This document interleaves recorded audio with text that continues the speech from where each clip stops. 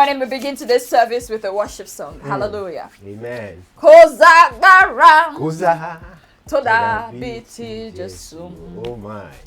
Coza. Oh, You must chalet. give it strength. Coza. All right, welcome to today's episode. I am Moyolania, and with me is... I am Rotimi Akizuri. Thank you for joining us. Of course, we begin today's episode with the Coza gist. Basically, Busola Dakolo, wife of Timi Dakolo, came out last week to say that Pastor Biodun Fatoyinbo of the Commonwealth of Zion Ministry, Coza, raped her twice at the age of 17. And she's saying the church is aware. Leaders in the church were aware at that time, and they covered it up. And we remember that some months back, Timi Dakolo actually came out and said that the pastor was actually sleeping with members of the church, and that members of the church will notice that somebody has left the church. Instead of them to ask questions, they will not ask, and this and that. So now when his wife came out and said that Pastor Biodun had raped her, people now understood where Timi Dakolo was coming from. Now, the part is, or the most interesting part is the fact that other women, although without faces, have actually come out to say that, oh yes, he actually did something similar or did the same thing to me. And what about a particular lady that said, oh, she has evidences? She Yes. has pictures Yes. that can actually show yeah. where that person had, was on towel and all that. Yeah, and then the interesting part is the fact that the pastor has come out to deny it, saying he has never raped before. Another problem is, you see some other people, probably some people who have lived in Ilorin before relocating to Lagos or before going to Abuja, they keep saying, oh, this man, this is what we know him for, this is what we know his family for, and all of that. And how do you put that together? It's crazy because on Sunday there were protests in his churches in Lagos, and in Abuja. Now I covered the one in Lagos, and it was quite interesting because members of the church who were driving in, you see the protesters shaming them, say, "Ooh, you're a rape apologist. If you have heard all the allegations that you still attending this church, you're a rape apologist, blah blah blah." And then the people that were walking on foot as well, no, they really bashed them, like, "Oh, shame on you, shame on you." And it's really sad because in the light of this, we now realize that it looks like 8 in every 10 girls, has actually either been molested or raped before. And it's sad. And another interesting part to this story for me is the fact that we now heard that some people were paid 10K to actually be pro Biodun. Okay, so it will serve as a counter protest. Yes, and I'm like, okay, if you are actually innocent, do you have to go that mile? Don't you think that is expected? Because you find some people who are loyal church members. Yeah, but the people that are protesting against this rape were not even paid to protest. Okay. Now, why is it that the people who are actually the pro Biodun are the ones that are being paid?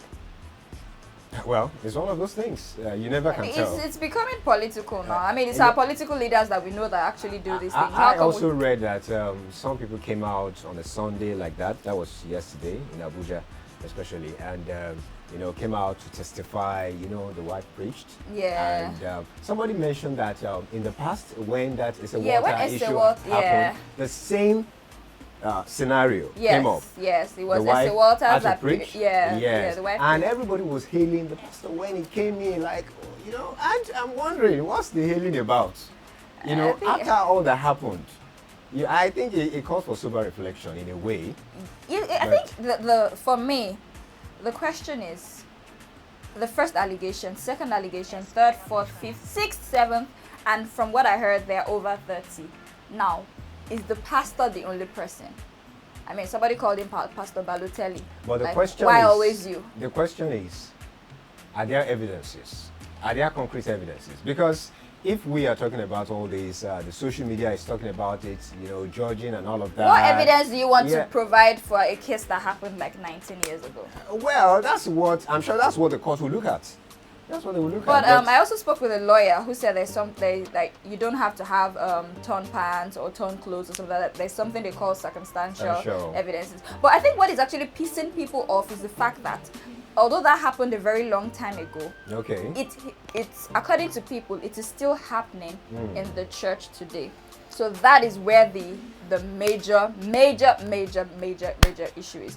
Whatever the case is, let them take it to court. I mean, there are a lot of well-meaning Nigerians actually interested in the case. Yes, even the artists are talking about it. Yes, so we just we're with how we're, you know, let's see how. And unfortunately, the story is beginning to die. Yes. Now that Big Brother Naija is up, I mean, those Big Brother Naija ladies, those ladies. You know, that's what Nigerians want anyway. Messy and remember, the first thing they are there to do to entertain. Yeah. And some others said, okay, they're there for the money. Some are there for the experience. Some are being sarcastic. They're not there for the money, because from what I saw, first of all, a sizable fraction of those in that Big Brother are not even Big Brother. They are not Big Brother Naija. They are Big Brother Naija diaspora. Because, I mean, a lot of them had accents, whether fake or hold on, you can rephrase that. Call them Big Brother foreign-based Naija. No, Big Brother Naija diaspora. Diaspora, okay, all right. It's really unfair, because I actually thought the whole concept of Big Brother was actually to bring out struggling people, like not struggling, people that are already in a particular industry, but like they need that limelight to actually express themselves. And then, you know, but you just realize that's where you get the originality. Yes. You see, you get to see so many creatives from people, you know, probably who are struggling to get that kind of money. Yeah, I mean, it's very, I mean, Awolowo's grandson is there, a lady who is a UK citizen and also a cop is also there. Like, she's a police officer in the UK, and then she's there. And we have a lady who is a tech person, another psychotherapist, who's also a stripper. We have another person who's a masseuse. Like, all these people, like, come on. Oh well. It's just to ensure that you have fun, you know, have you entertained and all that. But at the same time, you know, some people are actually going against this, you know, BB Naija, like, oh, the moral aspect and all that. I beg. If whatever you want to take out of it, take out. They should not spoil the show for some of us. For instance, I always argue with people, like, say, people always look at the morality behind it. What about? I mean, there are some games, there are some tasks that they give these people that ordinarily you at home, if you sit back and think that, oh, can I actually do this thing? So for instance, for someone like me now, that I don't really have a very good, I don't have fantastic memory when it comes to see. I mean, there are games where they tell you, go and look at this thing for 5 minutes and come back and they can come actually sharpen your knowledge. Yes. There are other things to it. Forget about the whole immorality and all those things, but whatever you want to call it. All right. Yeah, so let's go to our guys at the top. At the top, yeah. That want to. Uncle Rotimi, please help us. Well, the story is that cattle colonies will be created across the country. And people are saying, how can you create cattle colonies across the country? And another thing is, in case you don't know what cattle colonies is, okay, the fine. RUGA, that's the old they call it RUGA, yes, trending. that's the new name that is trending. RUGA. Interestingly, people do not really know the meaning of that RUGA. Yeah. Now, some people interpreted it as, okay, it's a particular name in Fulani, Hausa, and all that. But another part to it is that there must be an agreement between the federal government and the governors before they can establish such in any state. But one thing I know for sure is that all these southeastern governors, they would not.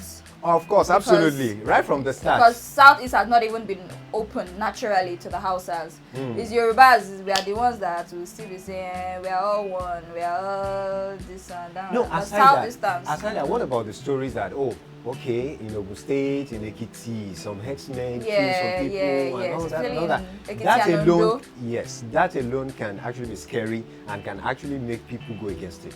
Yeah, well, I just think that the federal government should actually be they should not be sentimental about this thing.